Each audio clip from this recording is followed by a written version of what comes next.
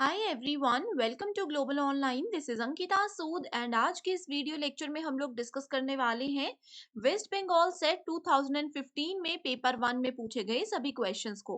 जरूर आप लोग इस वीडियो को एंड तक देखिएगा। यहाँ पे सभी क्वेश्चंस स्मार्ट ट्रिक्स के साथ मैं आप लोगों के साथ शेयर करने वाली हूँ एंड इसके साथ ही आप लोगों को यहाँ पे इस वीडियो में एक आइडिया भी हो जाएगा कि किस तरह के क्वेश्चन जनरली एग्जाम में पूछे जाते हैं। आप सभी स्टूडेंट्स को ये तो पता ही है कि वेस्ट बंगाल सेट एग्जामिनेशन जो अभी होने वाला है उसमें बहुत कम समय बाकी है। इस समय में हम लोगों को कैसे तैयारी करनी है, सबसे पहले हम इसके बारे में बात करते हैं। तो स्टूडेंट्स, ये तो आप सभी जानते ही होंगे कि वेस्ट बंगाल सेट एग्जाम में हमारे पेपर पैटर्न को दो सेक्शंस में डिवाइड किया जाता है, पेपर 1 एंड पेपर 2। पेपर 1 जो होता है ये सभी उम्मीदवारों के लिए कॉमन पेपर होता है, कंपलसरी पेपर होता है, जिसमें कि इजीली हम अच्छा स्कोर कर सकते हैं अगर हम लोग यहाँ पे स्मार्ट वर्क करें।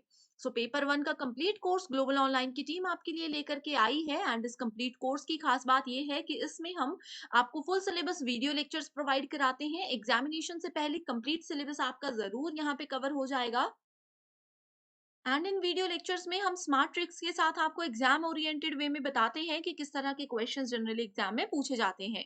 साथ ही हम आपको यहाँ पे देंगे full syllabus notes, full syllabus mock test जो कि आपकी रिवीजन में बहुत मदद करते हैं। 2000 प्लस एमसीक्यू पीडीएफ यहाँ पे आपको मिलती है, जिसमें से कि एज इट इज हर साल बहुत बार क्वेश्चन पूछे जाते हैं। साथ ही प्रीवियस ईयर क्वेश्चन की एक सीरीज यहाँ पे हम आपको देते हैं। ये प्रीवियस ईयर क्वेश्चन आपको पता होगा किसी भी कॉम्पिटेटिव एग्जाम के लिए कितने ज्यादा इंपॉर्टेंट होते हैं। इस कंप्लीट कोर्स को आप जल्दी से ज्वाइन कर लीजिए। इसके लिए स्क्रीन पर ये जो दो नंबर्स नजर आ रहे हैं, किसी भी एक नंबर पर व्हाट्सएप की मदद से आप कांटेक्ट कर सकते हो एंड इसके लिए जनरली फी है 2500 रुपीज, बट क्योंकि एग्जाम में कम समय बाकी है तो हम आपको भी देते हैं फ्लैट 20% ऑफ, यानी कि सिर्फ 2000 रुपये आपको इस कंप्लीट कोर्स के लिए पे करने होंगे एंड 100% आपका सिलेक्शन होगा ही होगा अगर आप इस कोर्स को अच्छे से फॉलो करते हो। इसके साथ ही स्टूडेंट्स, आप लोगों को बता दूं कि आप इसकी डेमो क्लासेस कैसे देख सकते हो। तो सबसे पहले आपको हमारे ऐप ग्लोबल ऑनलाइन पर जाना है, ऐप को डाउनलोड करना होगा। इस तरह से ऐप हमारा जो है वो प्ले स्टोर पर नजर आता है, बिल्कुल फ्री में से आपको डाउनलोड कर सकते हो। ऐप डाउनलोड करने के बाद आपको अपने मोबाइल नंबर से लॉगिन करना है, देन आपको एक इस तरह का इंटरफेस नजर आएगा। यहाँ पे आपको जाना होगा स्टोर सेक्शन पे। स्टोर सेक्शन पे जाते ही एक इस तरह का इंटरफेस आपके सामने आएगा एंड यहाँ पे सर्च बार में जाकर के आपको लिखना है WB सेट, यानी कि वेस्ट बंगाल सेट। ठीक है, जैसे ही आप इस पे क्लिक करते हो यहाँ पे कंप्लीट कोर्स का ओवरव्यू आपको मिल जाएगा। देन आपको क्लिक करना है कंटेंट सेक्शन पे। कंटेंट सेक्शन पे जाते ही यहाँ पे यूनिट वाइज कंप्लीट सिलेबस हमने आपके साथ डिस्कस किया है। आप देख सकते हो कि कैसे यहाँ पे यूनिट वाइज आपको सेपरेट फोल्डर्स मिल जाते हैं सो दैट आप लोग इजीली अपनी तैयारी कर सको। तो जरूर इस कोर्स को आप लोग ज्वाइन कीजिएगा। 100% गारंटी मैं यहाँ पे देती हूँ कि आपका सिलेक्शन होगा ही होगा। फिर बढ़ते हैं अपने क्वेश्चंस की ओर। हमारा पहला क्वेश्चन है, इफेक्टिव टीचिंग डिपेंड्स ऑन। तो अभी जैसे मैं आप लोगों को पढ़ा रही हूँ, मेरी टीचिंग अगर इफेक्टिव है आप लोगों को, यानी कि स्टूडेंट्स को वो चीजें समझ आ रही हैं, तो सबसे ज्यादा इंपॉर्टेंट यहाँ पे क्या होती है? क्वालिफिकेशन एक टीचर की पर्सनालिटी, उनकी हैंड राइटिंग या फिर subject understanding of the teacher. आपको पता होगा यहाँ पे अगर टीचर को सब्जेक्ट की नॉलेज होगी, सब्जेक्ट अंडरस्टैंडिंग अच्छे से होगी, तो इजीली स्टूडेंट्स उस कॉन्सेप्ट को समझ सकते हैं। इस अकॉर्डिंग राइट आंसर है option number 1। Next question is, which of the following is not characteristic of a good question paper. एक अच्छे क्वेश्चन पेपर की कैरेक्टरिस्टिक यहाँ पे कौन सी नहीं होती है? Right answer is option number B, that is subjectivity. Students, ये जो भी क्वेश्चंस हैं, जैसे कि अपनी हर एक वीडियो में मैं आप लोगों को बताती हूँ कि वेस्ट बंगाल सेट एग्जाम में जो भी क्वेश्चंस पूछे जाते हैं, most of the questions are from previous year questions of UGC NET. आपने जरूर यूजीसी नेट एग्जाम के बारे में सुना होगा। वहां के जो प्रीवियस ईयर क्वेश्चंस हैं वो वेस्ट बंगाल सेट एग्जाम में एज इट इज पूछे जाते हैं, तो जरूर आप इन पे ध्यान दीजिएगा। Next question is, which of the following is a project aid. Project aid क्या है? ब्लैक बोर्ड, ग्लोब, डियोराना या फिर एपिडियोस्कोप। यहाँ पे देखो, राइट आंसर हमारे पास ऑप्शन नंबर बी भी हो सकता है एंड ऑप्शन नंबर डी भी हो सकता है। तो दोनों में से कुछ भी आप करते हो वो बिल्कुल करेक्ट ही होगा। Next question is, moral value can be effectively inculcated among the students when the teacher। अब देखो, एक जो moral values होती है वो स्टूडेंट्स में कैसे बताई जाए, उनको कैसे, उनको वो चीजें सिखाई जाए। वो कब होती है? If a teacher is himself practice them. अगर एक टीचर खुद से भी इन चीजों की प्रैक्टिस करेगा, मोरल वैल्यूज की प्रैक्टिस करेंगे, तभी वो एक स्टूडेंट को ये चीजें सिखा सकते हैं, right? Next question is good evaluation of written material should not be based on. तो किसी भी रिटन मटेरियल का एक अच्छा इवैल्यूएशन अगर हमें करना है, सो वो किस चीज पर बेस्ड नहीं होना चाहिए? So right answer is linguistic expression. Next question here is maximum participation of students is possible in teaching through। तो जैसे कि मैं आप लोगों को पढ़ा रही हूँ, मान लीजिए मेरी क्लास में 50 बच्चे हैं, तो मैक्सिमम पार्टिसिपेशन स्टूडेंट्स कब क्लास में लेते हैं? जब हम लोग डिस्कशन मेथड को यूज करते हैं। फॉर एग्जाम्पल, ये जनरली जो है ऑफलाइन सेशंस की बात होती है, ऑफलाइन क्लासेस की बात होती है। अगर मान लीजिए मैं आप लोगों को डायरेक्टली पढ़ाती जा रही हूँ, तो स्टूडेंट सो जाएंगे, उनको इंटरेस्ट ही नहीं आएगा क्लास में। बट अगर मैं आप लोगों को कोई टॉपिक देती हूँ एंड बोलती हूँ कि इसके बारे में डिस्कस करो, आपस में डिस्कस करो, चाहे टीचर के साथ डिस्कस करो, तो वो एक ऐसा मेथड होता है जिसमें कि सबसे ज्यादा स्टूडेंट्स की पार्टिसिपेशन होती है। सो राइट आंसर है यहाँ पे option number A, that is discussion method. Next question is a researcher divides the population into and graduates and 10 plus 2 students, and using the random digit table he selects some of them from each. This is technically called, तो इसको बोला जाता है stratified random sampling. अब इसको याद कैसे रखना है? देखो स्टूडेंट, स्ट्रेटिफाइड टर्म जो है, इसमें हम लोग स्ट्राटास को यूज करते हैं, ठीक है? इसमें हम लोग स्ट्राटास को यूज करते हैं। स्ट्राटास का मतलब क्या होता है? हमने वहां पे मल्टीपल ग्रुप्स बना दिए। अब आप बोलोगे कि ऑप्शन नंबर बी में भी तो स्ट्रेटिफाइड है, इसमें भी तो हमने स्ट्राटास यानी कि मल्टीपल ग्रुप्स बनाए हैं, तो ऑप्शन नंबर सी क्यों करेक्ट है? तो देखो, इसमें हमने बोला है कि रैंडम डिजिट टेबल्स, रेंडमली हमने इन 3 सेक्शंस में डिवाइड कर दिया, पोस्ट ग्रेजुएशन, ग्रेजुएशन और प्लस 2, ठीक है? उसके बाद भी हमने इन ग्रुप्स में से रेंडमली सेलेक्ट किए हैं, तो वो हो गया, पहले ग्रुप्स में डिवाइड किया यानी कि स्ट्राटास, तो स्ट्रेटिफाइड आ जाएगा। रेंडमली सेलेक्ट किया है तो रेंडम सैम्पलिंग यहाँ पे आ जाएगा। ओके, सो आई होप इस तरह से आप लोग समझ गए हो कि कैसे हम लोग सैम्पलिंग के क्वेश्चंस को सॉल्व कर सकते हैं, ठीक है? बहुत ही ज्यादा इंपॉर्टेंट टॉपिक है, इसमें से 100% गारंटेड क्वेश्चन आएगा। तो सैम्पलिंग आपको डेफिनेशन पढ़कर जाना है। इसके 2 टाइप्स होते हैं, एक होता है नॉन प्रोबेबिलिटी सैम्पलिंग, एक होता है प्रोबेबिलिटी सैम्पलिंग। फर्दर इनको 4 फेजेस में डिवाइड किया जाता है। सबको आपने जरूर पढ़कर जाना है, इसके सिर्फ प्रीवियस ईयर क्वेश्चंस करोगे तो भी आपके लिए काफी है। उसके बाद फिर नेक्स्ट क्वेश्चन आता है x post facto research means. देखो, आपने ये टर्म सुनी होगी, प्री। प्री का मतलब होता है पहले, राइट? वैसे ही पोस्ट का मतलब होता है किसी के भी बाद, ठीक है? So ex post facto, ex post facto का मतलब क्या हो गया कि यानी कि कुछ इंसिडेंट हो गया है। एक्स का मतलब क्या होता है? पुराना, कोई भी पुरानी चीज, ठीक है? एक्स पोस्ट फैक्टो यानी कि पहले कोई इंसिडेंट हो गया है, उसके बाद पोस्ट, उसके बाद हमें पता चलता है। सो राइट आंसर है research carried out after the incident. Next question is a lottery method is an example of. आपने सुना होगा लॉटरी क्या होती है, उसमें रेंडमली नंबर्स को सेलेक्ट किया जाता है। So right answer here is option number B. उसके बाद आते हैं 10th क्वेश्चन पे। In descriptive research primary data can be obtained through. तो जब भी हम लोग डिस्क्रिप्टिव डेटा की, डिस्क्रिप्टिव रिसर्च की बात करते हैं, तो उसमें प्राइमरी डेटा हम कैसे कलेक्ट करते हैं? वो करते हैं ऑब्जर्वेशंस के साथ, direct communication with respondents in one form and और अनदर, पर्सनल इंटरव्यू, ये तीनों ही चीजों से। सो राइट आंसर है option number D, that is all of the above.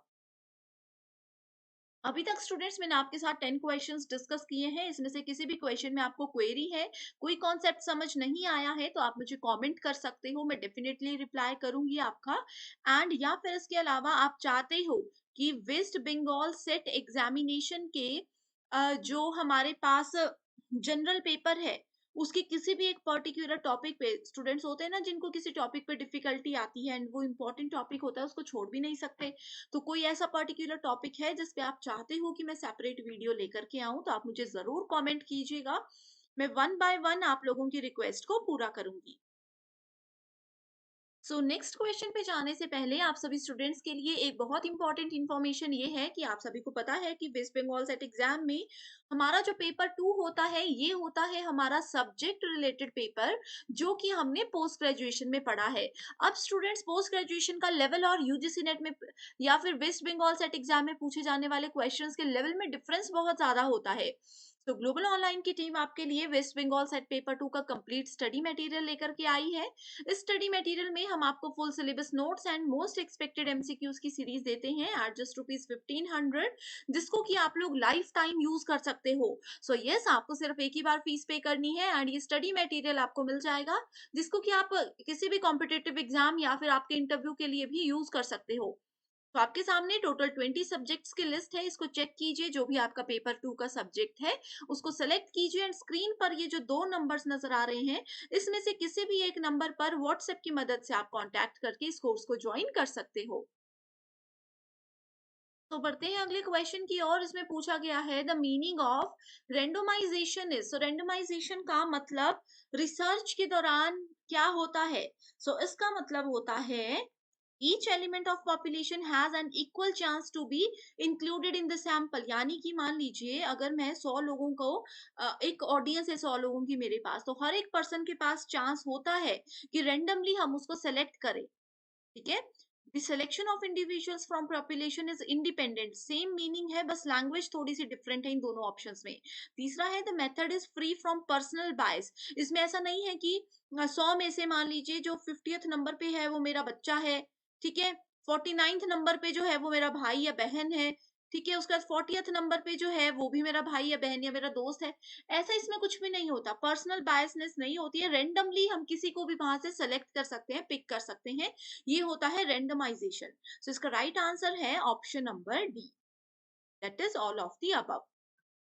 Next question is the laws of induction were given by which of the following thinkers। so law of induction किसने provide कराया था, ये provide कराया था option number B, that is Mill ने।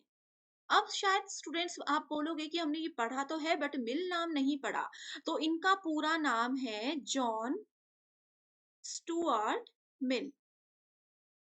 ठीक है। सो ये आपको पता होना चाहिए एग्जाम में, जैसे अभी इस ऑप्शन में मिल लिखा था, हो सकता है नेक्स्ट सीरीज में जॉन ही लिखा हो सकता है नेक्स्ट सीरीज में जॉन स्टुअर्ट ही लिखा हो। तो इस तरह से आप लोगों को पता होना चाहिए, तो इन फिलोसोफर ने इसके बारे में हमें बताया था।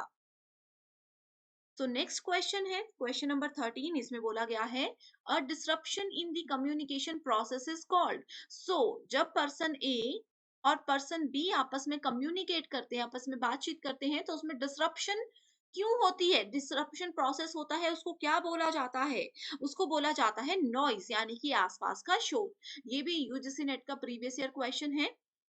Next question is who says what in which channel to whom with what effect।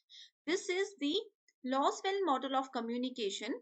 How many elements are there in the above model of communication। ठीक है। सो यहाँ पे एक स्टेटमेंट दी है, ये क्या है, ये लॉसवेल मॉडल है कम्युनिकेशन का। अब इसमें पूछा गया है कि इसमें कौन कौन से एलिमेंट्स होते हैं। सो इसमें हमारे पास टोटल होते हैं 5 एलिमेंट्स। अब उन 5 एलिमेंट्स के क्या नेम है वो आपको पता होनी चाहिए। ये आप लोगों के लिए मैंने स्टूडेंट्स एक होमवर्क क्वेश्चन दे दिया। ठीक है, ये मैंने आपके लिए होमवर्क क्वेश्चन दे दिया। आप इसका आंसर अगर पता है तो मुझे कमेंट करके बताइए, अगर नहीं पता है तो भी आप मुझे कमेंट करके इसका आंसर बता सकते हो। मैं आपका रिप्लाई वहां पे करूंगी, वहीं पे आपको इसका आंसर बताऊंगी। श्योर क्वेश्चन एग्जाम में आने वाला है। Next is in wifi, fi stands for. देखो वाईफाई आपने सभी ने सुना होगा, इसमें एफ आई फाई का मतलब क्या होता है, इसका मतलब होता है फिडिलिटी। एग्जाम में पूछा जा सकता है वाई का मतलब क्या होता है, वाई का मतलब होता है wireless, wireless fidelity. Next question is who received the दादा साहिब फाल्के अवार्ड फॉर 2014। तो क्वेश्चन नंबर 16 का राइट आंसर है Shashi Kapoor. Next question is educational TV was first introduced in India in which year। So educational TV India में सबसे पहले कौन से साल में आया था, वो आया था 1959 में। एग्जाम में 1950s भी लिखा हो सकता है या फिर एग्जैक्टली 1959 लिखा होगा। ठीक है। Next question is who differentiated between hot and cool media? Very important question. So hot and cool media का डिफरेंस हमें बताया था मार्शल मैक्लुहान ने. Next question is, please find the number in place of question mark in following series. तो देखो यहाँ पे बताया गया है, टर्म्स दी गई हैं 25, 22, 30, क्वेश्चन मार्क एंड 35. आपको बताना है क्या है. यहाँ पे 3 का डिफरेंस है, उसके बाद 22 और इसके बीच में 8 का डिफरेंस है. तो अब देखो ये नंबर हम कैसे फाइंड आउट करेंगे इनके बीच में. अभी तक तो हमें कॉमन रिलेशनशिप मिला ही नहीं है. इसके लिए देखो यहाँ पे पहले मैं आपको आंसर बताती हूँ. इसका राइट आंसर है 27. 27 कैसे आया? देखो इन दोनों के बीच में 3 का गैप था, इन दोनों में 8 का गैप था. तो नेक्स्ट हमें देखना था कि 3 का गैप कब आएगा. 3 का गैप इस तरह से आएगा अगर हम यहाँ पे 27 लिखते हैं. उसके बाद नेक्स्ट अगर हमें देखना है तो फिर से यहाँ पे 8 नंबर्स का गैप आता है. तो ये 3838 का डिफरेंस यहाँ पे आएगा, इसलिए राइट आंसर है option number C. Next question is, in a school 391 boys 323 girls have been divided into largest possible equal classes so that there are equal number of boys and girls in each class. What is the number of classes? ठीक है, सो ये mathematics पर based question है. इसका मैं directly answer बताती हूँ, that is option number B.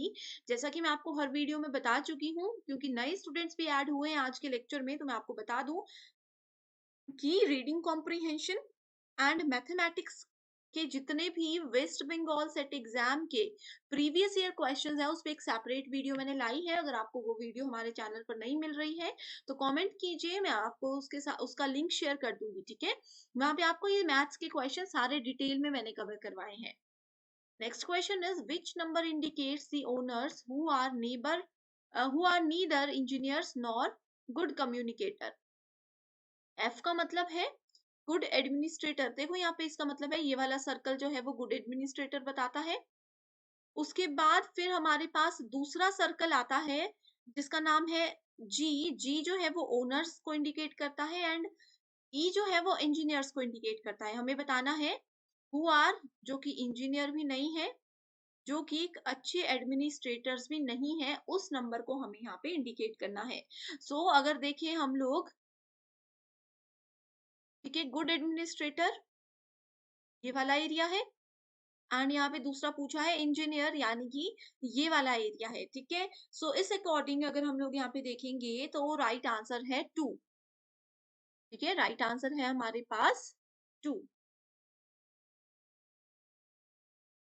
Next question is, if multiplication is equals to division. अगर मल्टीप्लीकेशन को हम डिवीजन बोलते हैं, ठीक है, डिवीजन को हम एडिशन बोलते हैं, एडिशन को हम सब्ट्रैक्शन बोलते हैं एंड सब्ट्रैक्शन को हम मल्टीप्लिकेशन बोलते हैं. तो इस गिवन सीरीज को सॉल्व कीजिए. तो इसको हम क्या लिखेंगे, 110 प्लस 20 डिवाइडेड बाय 10 प्लस को हमने कर दिया minus 40 into 10 is equals to. इसको आप लोग सॉल्व करके आंसर बता सकते हो. इसको डायरेक्टली मैं आंसर बताती हूँ, that is option number B, minus 288.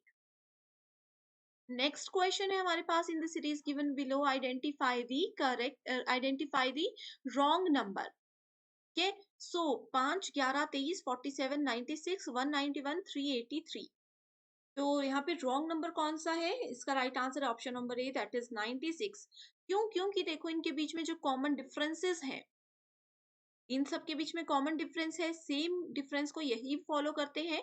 But 96 जो है एक ऐसा नंबर है जो कि इस पैटर्न को फॉलो नहीं करता. That's why answer is option number A. Next question पे जाते हैं. उसमें पूछा गया है,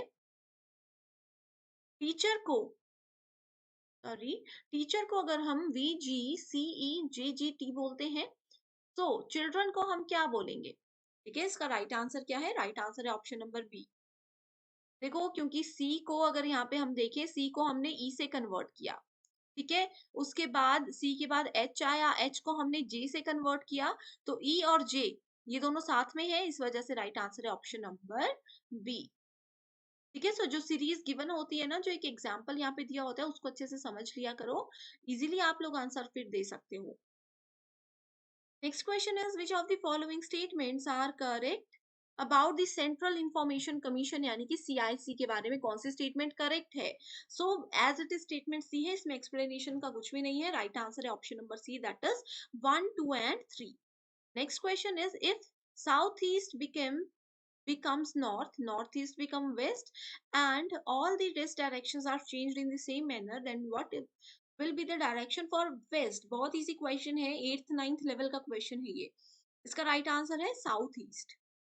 इसको आप ऐसे लिख सकते हो east, west, north and south. ठीक है, इसके बाद क्या करना है हमें?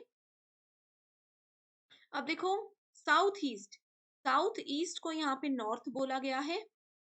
ठीक है, नॉर्थ ईस्ट को यहाँ पे वेस्ट बोला गया है. नॉर्थ ईस्ट को वेस्ट बोला गया है एंड ईस्ट और साउथ को यहाँ पे नॉर्थ बोला गया है, इसके सामने वाला. वैसे ही नॉर्थ वेस्ट को हम लोग ईस्ट बोलेंगे. ठीक है, एंड वेस्ट साउथ को हम लोग क्या बोलेंगे? नॉर्थ बोलेंगे. नहीं, इसको हम लोग साउथ बोलेंगे एंड इसको हम लोग क्या बोलेंगे? नॉर्थ बोल देंगे. ठीक है, इसको हम लोग ईस्ट बोल देंगे. ठीक है, सो क्वेश्चन में पूछा गया है डायरेक्शन फॉर वेस्ट. वेस्ट की डायरेक्शन यहाँ पे क्या होगी? वेस्ट की डायरेक्शन होगी यहाँ पे साउथ ईस्ट, जो कि मैंने आप लोगों को यहाँ पे बताई है. ठीक है, next question is we need not worry about errors but we must try to learn from the errors. हमें एरर्स के बारे में नहीं सोचना चाहिए बट उनसे कुछ सीखना चाहिए. ठीक है, इसमें assumptions दी गई है. एरर्स में take place when we carrying out certain work. Second statement बोलती है we are capable of benefiting from the past and improve our chances of error free work. So question number 27 का right answer है C, that is if both 1 and 2 are implicit. Next question mathematics पर based है. यहाँ पे directly मैं आपको question number 28 का answer बताती हूँ, दैट इज सी. अब देखो ये क्वेश्चन रीजनिंग पर बेस्ड है. ए से जेड तक आपको सीक्वेंस पता है. ए से जेड के बीच में 8th नंबर पर कौन सा अल्फाबेट आता है? उसको हम लोग 15th नंबर के अल्फाबेट से अगर चेंज कर देते हैं और उसको फिर लेफ्ट साइड से पढ़ना शुरू करते हैं, तो कौन सा इसमें आएगा ऑप्शन? सो राइट आंसर है, यहाँ बेसिक क्वेश्चन है ये. ठीक है, राइट आंसर आएगा यहाँ पे option number A, that is W. When I found that I was half of ये भी मैथमेटिक्स बेस्ड क्वेश्चन है, सेपरेट वीडियो में कवर किया गया है. राइट आंसर है सी. नेक्स्ट क्वेश्चन 31 से 34 डीआई बेस्ड है. Directly I will go to the answer section. 31 का आंसर है सी. देन 32, क्वेश्चन नंबर 32 का आंसर भी है सी. देन आता है 33 क्वेश्चन, इसका आंसर भी है सी एंड 34 का आंसर भी है सी. ठीक है, इसको सेपरेट वीडियो में मैंने सॉल्व करके आप सभी स्टूडेंट्स के लिए लाया हुआ है. उसके बाद फिर नेक्स्ट आता है हमारे पास क्वेश्चन नंबर 35 से 38 तक. यहाँ पे पूछा गया है what is the total number of students enrolled in stitching and drama classes together. देखो टोटल ना 3600 स्टूडेंट्स है. ये मैथ्स पर बेस्ड क्वेश्चन है बट मैं इसको आपको थोड़ा थोड़ा आइडिया दूंगी, सॉल्व आप लोग खुद से करोगे. ठीक है, 3600 स्टूडेंट्स है टोटल. 36 का 22% कुकिंग क्लासेस में है, 18% सिंगिंग में है, 21% डांसिंग में है, 15% पेंटिंग में है, 11% स्टिचिंग में है और 13% ड्रामा में है. ठीक है, इसमें पूछा गया है what is the total number of students enrolled in stitching and drama classes. तो आपको क्या करना है? स्टिचिंग के लिए 3600 का पहले 11% निकालना है.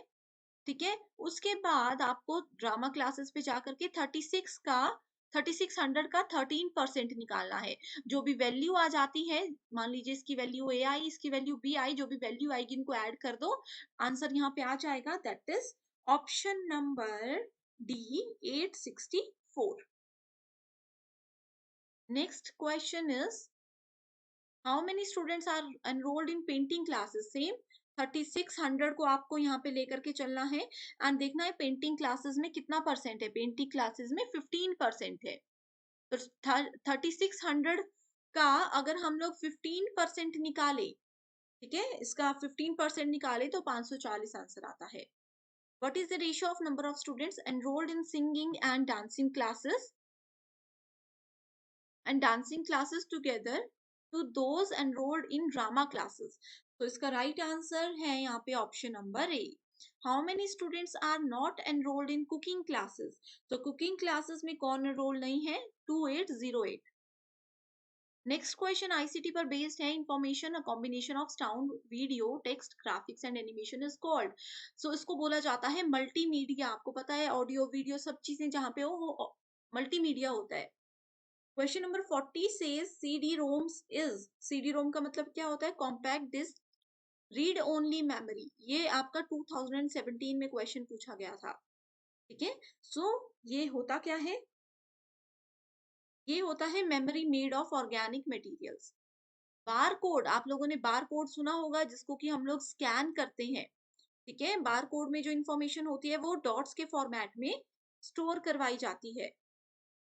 Next question is a group of people has access to computers and internet while another group does not have the access। मान लीजिए एक ग्रुप है जिसका नाम है ए, इसमें 10 लोग हैं। ग्रुप बी, इसमें भी 10 लोग हैं।